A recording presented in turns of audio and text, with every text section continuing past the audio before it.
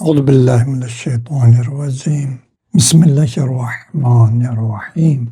Hanım Fatıma Zahra Aleyhisselam'ın şehadet günlerinin ikinci günüdür. Bir daha hanımın şehadeti münasebetiyle İmam-ı Zaman'a, Ehl-i Beyt'e, Hazreti Peygamber Aleyhisselam'a, o cümleden bütün müminelere ki hanım Fatıma Zahra Aleyhisselam'ı arifen tanıyırlar, onlara təsliyyət edirik. Hanım Fatıma Zahra Aleyhisselam'ın eğer Kur'an'a dikkat etsek, hakkında birçok ayelere nazar salsak onun fəzilətini anlayabiliriz. Mesela için hanım Fatıma Zahra Aleyhisselam'ın Kur'an'da olan onun hakkında birincisi malum meseledir ki Kevser suresi hanım Fatıma Zahra Aleyhisselam hakkında nazil olubdur. Necə ki Kur'an-ı Kerim buyurur ki İnna a'taynâkel kevser. Ya Resulallah biz sana ata eləmişik bir Kevseri. Şimdi burada elmi bəhslər var. Kur'an'ın hem zahiri mənasında hem batini mənasında. Ama umumen götürsək təfsir necə ki məsumlardan rivayet olunubdur ki hanım Fatıma Zahra Aleyhisselama məxsusdur bu sure. Ama hanıma məxsus hatta Kur'an'da başka bir dikkat etsek ayet var. Ayet hansı ayedir? Ali İmran suresinin 61. ayette geniş tefsir var, bahs var. Ama kısasını deyirəm ki bu ayeye mübahile ayesi deyirlər. Hazreti Peygamber Aleyhisselam Hristiyanlarla bahs etmək üçün gələndə, necə ki Kur'an Kerim buyurur, Hazret öz ailesini getirir. Ehl-i Beyti, yani Hüseyin Aleyhisselam'ı kucağında götürüp ve İmam Hasan'ın eline yapışır. Arkada hanım Fatıma Zahra Aleyhisselam ve ondan sonra Ali Aleyhisselam gelir. Yani Hazret bununla bildirir ki benim Ehl-i Beytim bunlardır. Necə ki Kur'an-ı Kerim buyurur, ey Peygamber sana malum ilim nazil olandan sonra, yani İsa Aleyhisselam'ın hakkında ilim sana nazil olanda, indi sen onlara deyinən ki gelin davet eləyək hanımlarınızı, evlatlarınızı ve özümüzü. Bu ayeyle ben istemiyorum ki vaxt alam. Çünkü bu ayet hakkında çok danışmışıq. Hazreti Peygamber Aleyhisselam bu ayeye əsasən baxırsan ki hanım Zahra Aleyhisselam'ı getirir. Hanım Zahra Aleyhisselam bu ayede Nisa ana o ki Kur'an buyurur hanımlarımızla gələk. Hazreti Peygamber Aleyhisselam kim götürüp gelir? Hanım Fatıma Zahra Aleyhisselam. Yani Nisa anada maksat hanım Fatıma Zahra Aleyhisselam'dır. Bəli, bu günləri hanım Fatıma Zahra Aleyhisselam'ın şehadetine alakadar məclisler keçirilir. Gerek biz de həmin məclislərdə inşallah fəal iştirak edək. Tarixdə 5 nəfər çox ağlamışdır. İmam Sadi Aleyhisselam buyurur ki tarix boyu çox ağlayan şəxslərdən biri Adəm Aleyhisselam olub. Necə ki o behişdən ki qovuldu, neçə illər, hatta 200 yıl yazan var, 250 yıl yazan var ki Adəm Aleyhisselam ağladı. Ondan sonra Hazreti Yaqub Aleyhisselam, bilirsiniz ki Yusuf'u kardeşleri kuyuya atandan sonra, onu Mısır'a aparandan sonra Yaqub Aleyhisselam uzun iller, hatta təxminən bir 30 ilə kadar ağladı. O kadar ağladı ki Kur'an-ı Kerim buyurur ki hatta gözlerine ağ geldi. Necə deyərlər, gözleri kör oldu ağlamaktan. Üçüncü şəxs Hazret Yusuf Aleyhisselam'ın özü idi.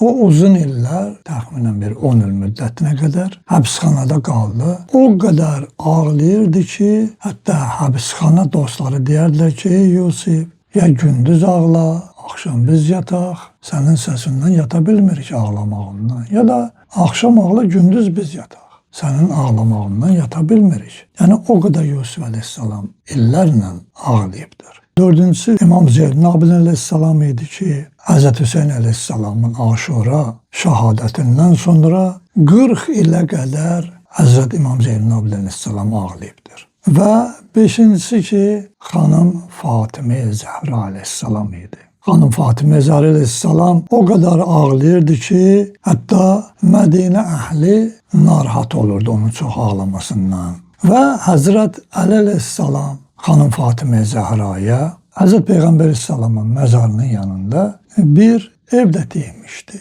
Beytül Ahsan, yani hüzünlü ev bir yer demişdir. Xanım Fatimə Zəhra salam ta dünyasını dəyişənə qədər səhər İmam Həsən, İmam Hüseyni götürüb ora gələrdi. Ta axşama qədər orada olardı. Ağlayardı və bu ağlamaqla da dünyasını dəyişdi. Belə bir xanım ki, dünyada Hz. Peyğəmbər əleyhissalam onun haqqında bir çox, o cümlədən Quran ayələri biz onun haqqında bir çox fəzilət söyləyiblər. O cümlədən Quranda təthir ayəsi, yəni onun xanımın məsum olması, bu Əhl-i Beyt haqqında da həmin ayə, təthir ayəsi nazil olubdur, xanımın məsumluğunu bildirir. O cümlədən Məvəddə ayəsi, Qul lə əsəlukum əleyhə əcran illəl məvəddətə fil qurba deyilən ayə ki, onların sevgi, məhəbbətini Quran bizlərə buyurubdur. Bu da xanım da həmin Məvəddə ayəsinə şamil olur. Və yaxud da ki, Şəcəri Tayyibə deyilən bir ayə var. Yəni, pak nəsil, şəcərə.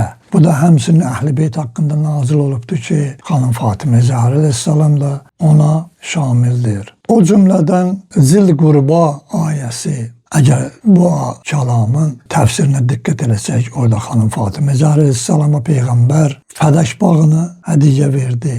Və yaxud da ki, Həl-Ata surəsində onun nazil olması və miskin, yetim, fəqir insana özləri ac qalaraq öz təamlarını həmin şəxslərə verilməsi, xanım Fatimə Zəhra əleyhissalam da o hadisədə oradaydı və o ayənin ona şamil olması bir çox məsələlərdə.